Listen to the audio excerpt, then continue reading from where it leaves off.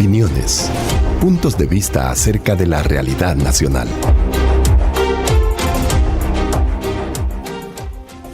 Las torturas no cesan en El Salvador. José, de 27 años, fue capturado por unos soldados un día de agosto de 1986. A José y a sus familiares no les dijeron los motivos de su captura. Desde ese momento comenzó el suplicio. Le amarraron los pulgares con los brazos hacia atrás y lo subieron a un camión. Al llegar a un cuartel, lo ataron a una pared y lo colocaron como una piñata. Lo golpearon en todo el cuerpo y lo amenazaron con matarlo. Le pusieron un cuchillo en la garganta y una pistola en la sien. Luego, atado, esposado y vendado, lo subieron a un helicóptero para trasladarlo a otro cuartel. Lo acusaron incesantemente de pertenecer a la guerrilla. José reclamaba que efectuaran una investigación. Sostenía que no le podían acusar sin pruebas.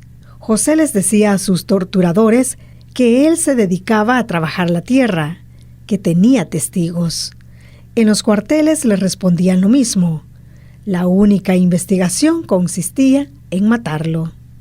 Las torturas aplicadas a José se cuentan entre los 8.279 casos que la Comisión de Derechos Humanos de El Salvador, no gubernamental, registró entre enero y agosto de 1986. Solo en esos meses fueron remitidas 434 personas por motivos políticos al Centro Penitenciario La Esperanza, ubicado en San Luis Mariona, municipio de Ayutuxtepeque, San Salvador. Entre 1983 y 1986, la cifra de detenidos políticos fue de 2.165. A estas personas les fueron aplicadas más de 40 tipos de torturas físicas y psicológicas. Golpes en todo el cuerpo, heridas, amenazas, inmersión en agua, estrangulamiento, choques eléctricos, quemaduras, vendajes, negación de alimentos, inyección de drogas, aislamientos, encierro sin luz, entre muchas otras. La gran mayoría de capturados se identificaban como jornaleros u obreros. Muchos de ellos se convirtieron en una cifra. Su delito era ser sospechoso o no tener trabajo, lo cual constituía motivo suficiente para ser detenido. Eran capturas ejecutadas para evidenciar la efectividad de las medidas contra insurgentes.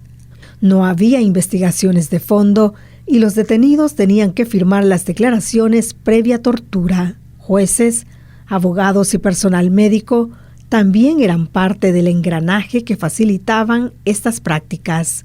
La violencia punitiva del Estado se dirigía contra los cuerpos y las mentes de los capturados. El objetivo era acentuar el autoritarismo militar. En El Salvador se continúa torturando. En agosto de 2022, el Observatorio Universitario de Derechos Humanos de la UCA reveló que se habían registrado casos de torturas, tratos crueles, inhumanos o degradantes durante los primeros 100 días del régimen de excepción.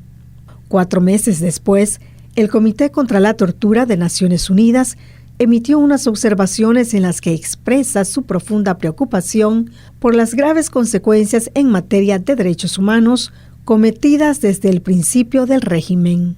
Con base en lo anterior, Naciones Unidas le indicó al Estado salvadoreño que debe velar porque se investiguen de manera pronta e imparcial todas las denuncias de tortura, malos tratos y uso excesivo de la fuerza, así como las relativas a posibles ejecuciones extrajudiciales y desapariciones forzadas.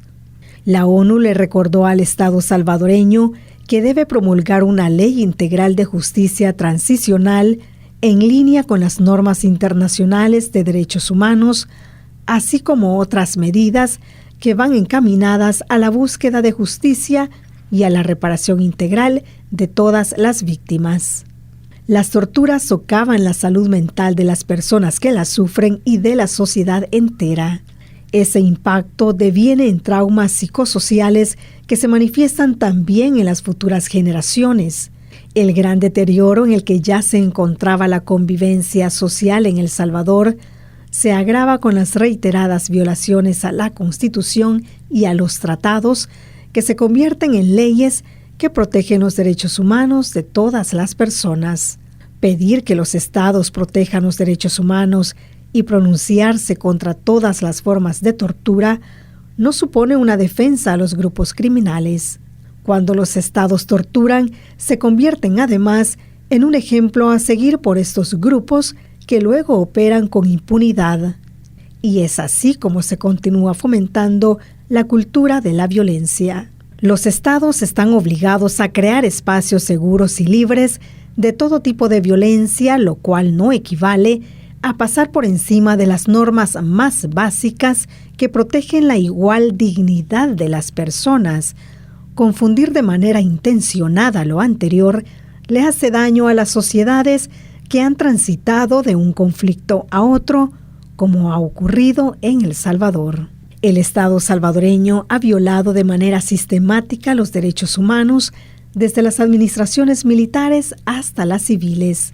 Ahora se sigue haciendo más de lo que han hecho los mismos de siempre, aunque en la propaganda se sostenga lo contrario. La Corte Interamericana de Derechos Humanos lo dijo bien claro en diciembre de 2021, cuando condenó al Estado por el reconocido caso Manuela. El Salvador ha sido el primer Estado en el ámbito interamericano que ha recibido una condena histórica por criminalizar a una mujer por una emergencia obstétrica. La Corte sentenció a El Salvador por violar los derechos más básicos y por torturar a una mujer pobre que fue procesada y condenada por un delito que nunca cometió y que falleció esposada a la cama de un hospital. Los casos como los de José y de Manuela son una grieta en la historia reciente de El Salvador, pero también son voces que junto a las de otras víctimas de torturas, conocidas o anónimas, continuarán denunciando las violaciones a los derechos humanos y seguirán resucitando cada vez que la fuerza de la historia lo demande. Por Óscar Meléndez Ramírez, investigador y jefe de acervos históricos de la Biblioteca Florentino Idoate.